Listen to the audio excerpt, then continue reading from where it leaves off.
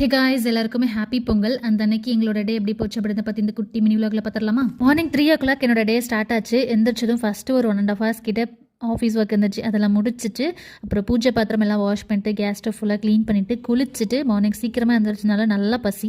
அதனால் 2 தோசை ஊற்றி பிரேக்ஃபாஸ்ட் சாப்பிட்டுட்டு அப்புறம் எல்லாருக்கும் பொங்கல் விஷயஸ்லாம் பண்ணிவிட்டு டேரெக்டாக மாடிக்கு வந்தாச்சு. மாடியில் தான் சூரியனுக்கு படையல் போட்டு சாமி கும்பிடுவோன்றதுனால மேலே வந்து சின்னதாக ஒரு கோலம் போடுறதுக்காக வந்திருந்தேன். அப்புறம் யூடியூப்லாம் பார்த்து சில பல ப்ராக்டிஸ்லாம் பண்ணி ஏதோ என்னால் முடிஞ்ச ஒரு கோலம் வந்து போட்டிருந்தேன். எனக்கு ஓரளவுக்கு பிடிச்சிருந்துச்சு. அப்புறம் நான் கோலம் போடுறதுக்குள்ள என் மாமியார் கீழே சாமிக்கு படையல் போடுறதுக்கான வேலைப்பாடுகள் எல்லாமே ஓரளவுக்கு பண்ணி முடிச்சிட்டாங்க. பொங்கலோ பொங்கல். பொங்கலோ பொங்கல். அண்ட் வருஷம் பொங்கல் வந்தாலே அப்பா அம்மா வந்து காசு கொடுப்பாங்க, ட்ரெஸ் எடுத்துக்கோங்க அப்படின்னு சொல்லிட்டு. இந்த வருஷமும் 3000 கொடுத்துருந்தாங்க ட்ரெஸ் எடுத்துக்க சொல்லி. நாங்கள் வந்து தேவைப்படும் போது எடுத்துக்கிறோம். இப்போ நிறைய ட்ரெஸ் போடாமலே இருக்குது அப்படின்னு சொல்லி அப்படியே விட்டாச்சு. இந்த சாரி நான் ரொம்ப நாளைக்கு முன்னாடி மீஷோவில் வந்து வாங்கியிருந்தேன். அதுக்கு இப்போ தான் ரெடிமேட் ப்ளவுஸும் மறுபடியும் ஆர்டர் போட்டு வாங்கி அந்த சாரி தான் வியர் பண்ணியிருந்தேன். ஜெகதீஷும் செல்லியாவும் ட்வின்னிங் பண்ணியிருந்தாங்க. அதுவுமே பார்க்க செம்ம க்யூட்டாக இருந்துச்சு.